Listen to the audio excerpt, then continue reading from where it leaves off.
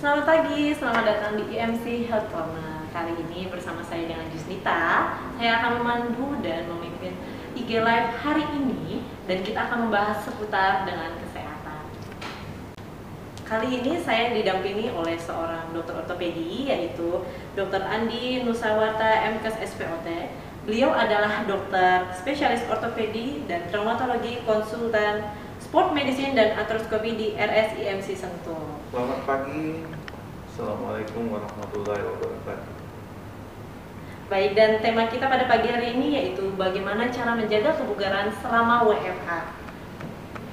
Dan pagi ini saya tidak ditemani saja sama Dr. Andi, tapi saya juga ditemani oleh seorang coach.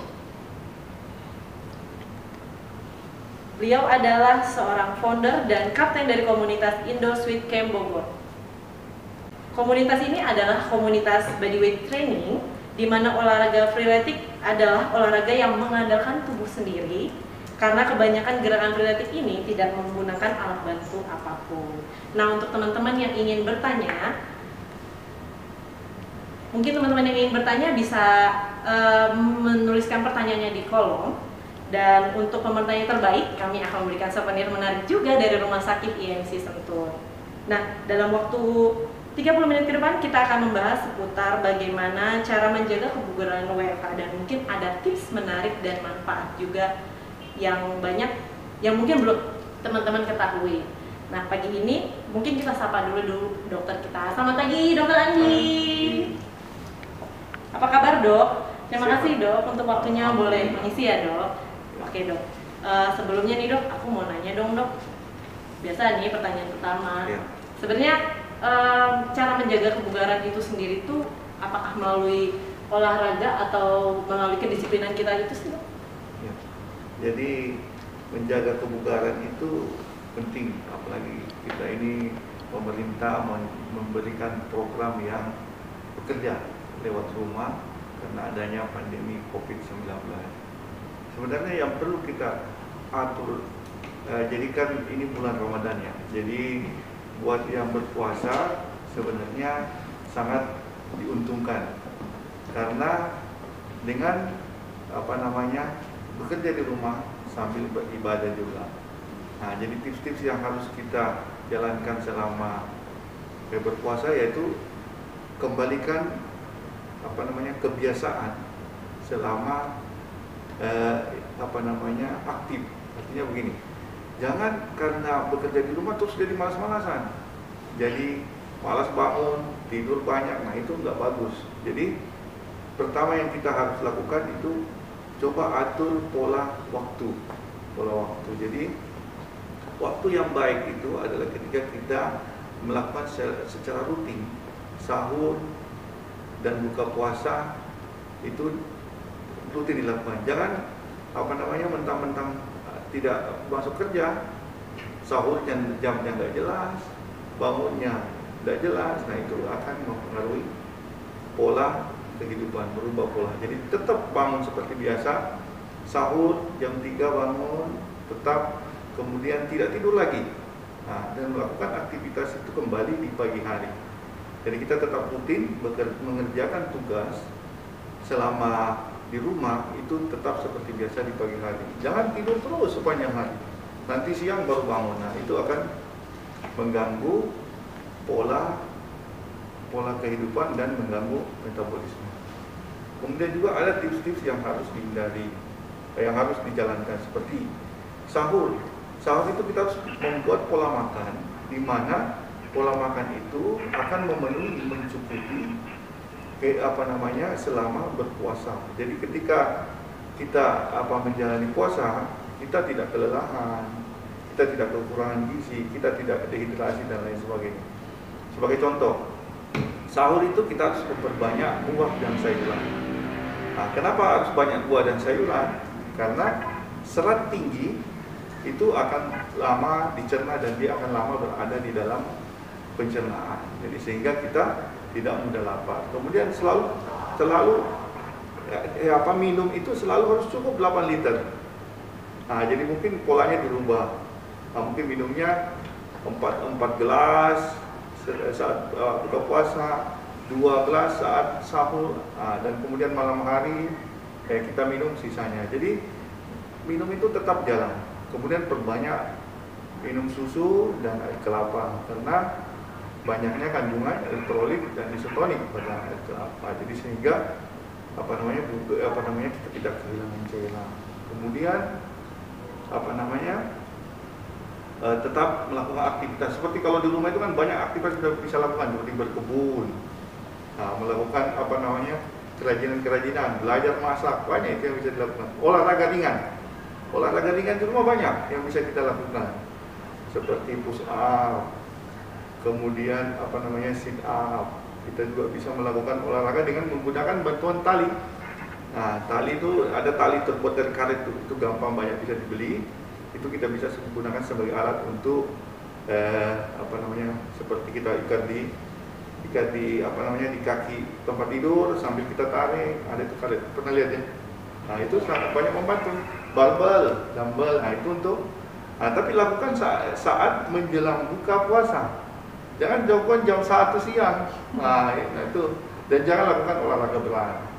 Nah, jadi cukup olahraga ringan 30 menit sampai 60 menit sudah cukup. 4 kali atau boleh 5 kali seminggu. Nah, itu. Di antaranya tips-tips itu yang. Dan kali ini kita sudah ditemani oleh Coach Budi. Halo, selamat pagi Coach. Halo, selamat siang, Pak. Selamat siang. Coach, tadi sempat ketinggalan sedikit sih Coach. Tadi kita sudah membahas, aku memperkenalkan sedikit mengenai Coach Budi Fadliansyah. Ini adalah salah satu founder dan kapten juga dari komunitas Indosweet Camp Bogor. Baik, Coach, tadi kita sempat nanya nih Coach, sebenarnya kiat-kiat apa aja sih, sudah sempat juga dibahas. Nah, kira-kira kalau dari Coach sendiri, untuk pertanyaannya gimana Coach? Saya lanjut ke pertanyaannya ya. Ya. Oke, jadi Halo, mantap. Oke. Salam sehat selalu. Jadi untuk bulan Ramadan ini untuk berhubungan dengan olahraga, jadi banyak yang bertanya sebaiknya dilakukan berapa kali untuk dalam 1 minggu, kemudian jenis olahraga yang baik itu apa aja? Ya. Jadi olahraga yang baik itu dalam seminggu itu paling bagus kita selingi sehari.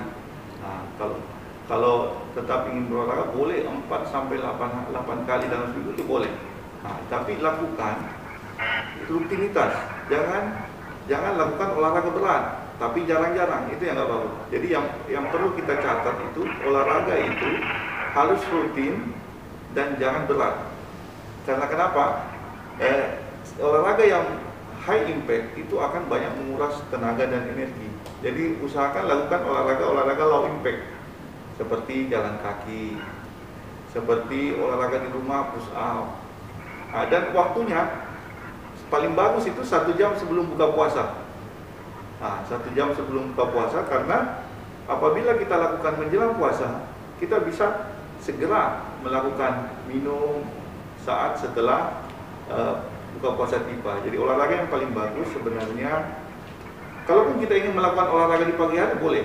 Jadi saat pagi hari setelah sahur boleh melakukan olahraga ringan, tapi jangan lakukan olahraga berat yang memicu haus, jangan. Nah, jadi yang paling bagus sebenarnya menjelang buka puasa, dan itu bisa kita lakukan 4 sampai 5 kali seminggu.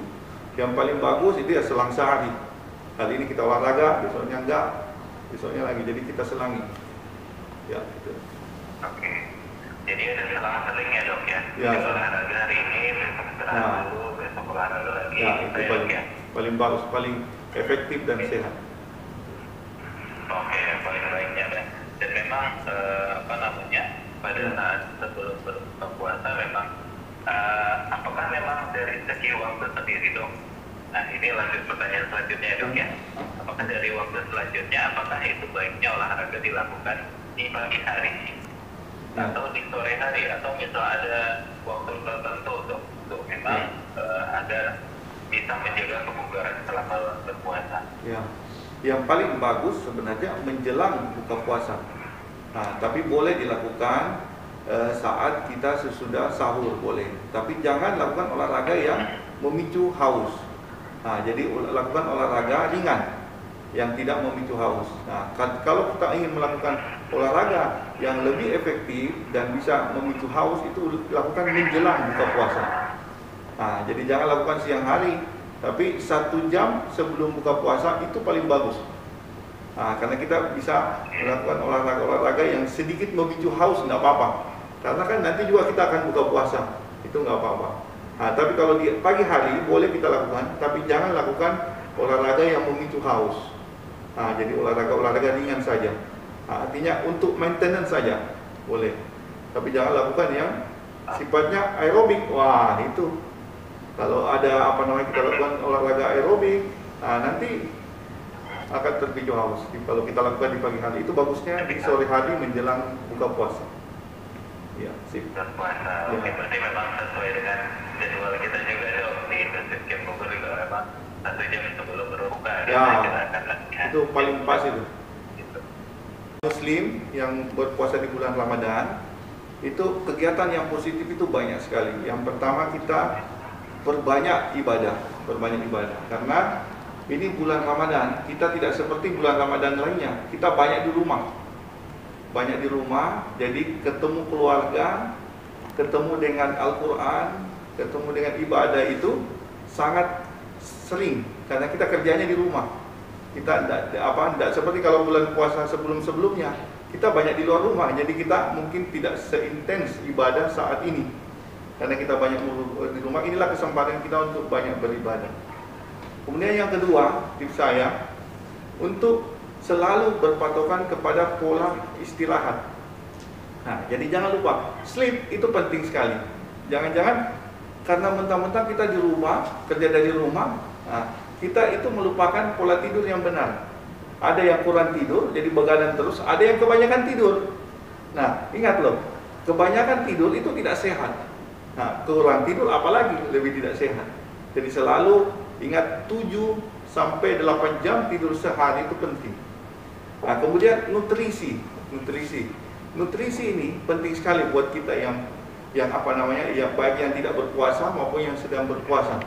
Kenapa? Karena nutrisi ini adalah hal yang paling penting dalam meningkatkan daya tahan tubuh. Nah, jangan lihat pola makan yang banyak, bukan. Pola makan yang benar adalah kualitas. Bukan lagi dari kita melihat pola lama 4 sehat 5 sempurna. Mentang-mentang sudah ada lauk, sudah ada sayur, sudah merasa cukup. Salah, itu kan pola lama. Tapi yang benar, nutrisi yang benar itu adalah kandungan gizi terpenuhi. Bukan sekedar ada sayur, ada buah, ada lauk, ada susu, sudah lengkap, bukan. Nah, seperti saya tekankan tadi, banyak zat gizi yang tidak bisa lagi didapat dari makanan. Contoh, D3, vitamin D3, K2 dan magnesium. Itu tiga hal penting, itu tiga vitamin ini saling mendukung satu sama lain. Nah, buat yang muda mungkin bisa mendapatkan dari matahari D3. Nah, tapi yang umurnya di atas 40, di atas 50 tahun sulit mendapatkan itu. Nah, dan ini sangat berpenting dalam menstimulus daya tahan tubuh, menstimulus antibodi. Nah, jadi peran D3 itu diaktifkan oleh magnesium. Nah, magnesium itu adalah mineral. Mineral itu tidak bisa didapat dari makanan. Mineral itu harus kita dapat dari minuman, dan itu berapa jumlahnya tidak bisa mencukupi. Harus dari suplemen. Dan magnesium inilah yang membantu pengaktifan di ginjal vitamin D3.